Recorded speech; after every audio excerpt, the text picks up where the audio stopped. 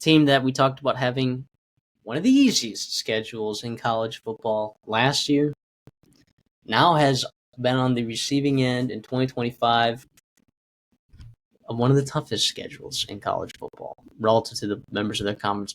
We think, CD and I, that Syracuse has the toughest schedule in the ACC.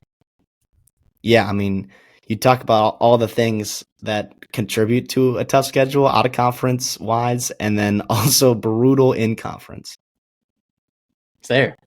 I mean, Tennessee and SMU, or sorry, Tennessee and Notre Dame are your two of your out of conference heavyweights. Sure, you supplement that with Colgate and UConn, whatever. All right, but Tennessee, that's a road game or a neutral site game. Neutral site in Atlanta, like, yeah, it's going to be flooded with orange, but not Syracuse orange. All right, it's going to be a different kind of orange there. Notre Dame game, you're going to South Bend. That's brutal. And then you play all of the best teams in the ACC, teams that you do not want to see. You don't want to see Clemson. You don't want to see Miami. You don't want to see SMU. You don't want to see Georgia Tech. The only team that you maybe missed was Louisville, right? Maybe.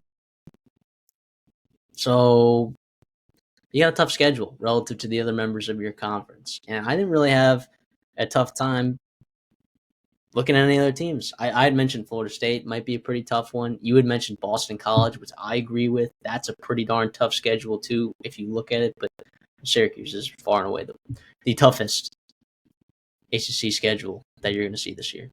Yeah, after winning, 9, 10 games after the bowl game, right? Fran Brown did in year one at Syracuse. We talked about how important it was in year one to take advantage of that schedule because not every year you're going to be gifted that.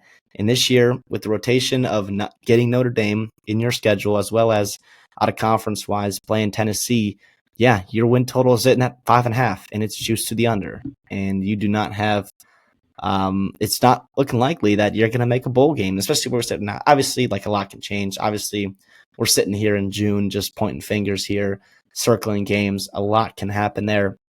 But you talked about it too.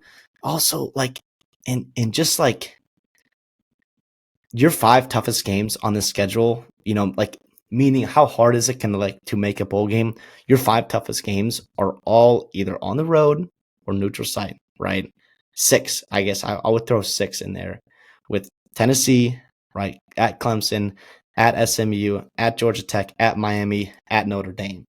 Like that is putting you probably at 6 losses as we sit right here in June, right? If you're just circling wins and losses on their schedule and how hard it's going to be able to make up to get to a bowl game, you have to go perfect against Boston College, against North Carolina, against Pitt and Duke.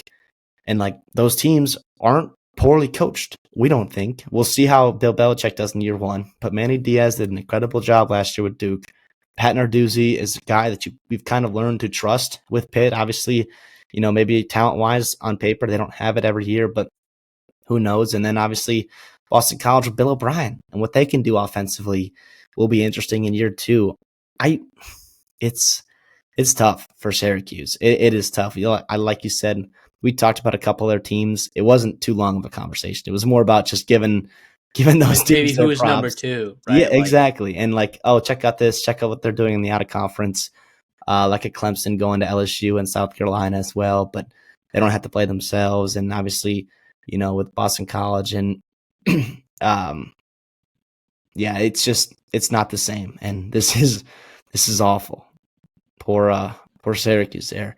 But you know what? Like that's part of it. You're not going to have winners every year. And if you're a program like Syracuse, like there are times you can just build up to a high level team, a double digit win team, a team that can compete and potentially be a contender for a playoff year. This would not be one that I would be wasting big time money for 1-year rental players in the portal.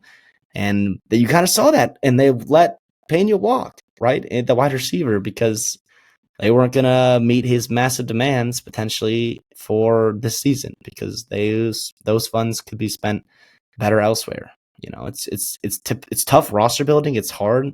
As a fan, obviously you want to be super competitive every season, but sometimes it's just I'm looking at it right now and I'm getting nervous for Syracuse. Yeah, you're replacing like your entire skill position on the offensive side of the ball. I mean, you're missing receivers, you're missing Rondé Gadsden, you're missing LaQuinn Allen, Kyle McCord got Heisman votes. I mean, like, he was very good for them. And, is Steve Angeli going to come in a limited amount of time? Because remember, he's a late spring transfer. He's going to come in a limited amount of time and start lighting it up. I don't know.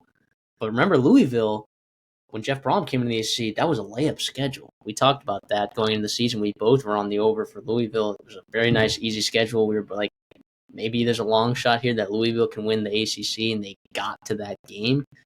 And then the next season, they had one of the tougher schedules in the ACC. But you know what? They still managed to win 7, 8 games, whatever it was, maybe 9 games. But because they found a nice spot in the run game. Tyler Shuck ended up hitting as a quarterback. They were definitely significantly more talented than the Syracuse team is heading into 2025. But there may be some light there at the end of the tunnel. Like, you don't know what these ACC teams are going to look like. And down the stretch, a lot of your winnable games are at the end of the season. You don't know what North Carolina's quarterback situation is going to be by then. You don't know what Boston College's quarterback situation is going to be by then. So hopefully they snag those wins against Utah and Colgate, and then just find a way to get 4 wins somewhere in that ACC schedule. That's a gauntlet.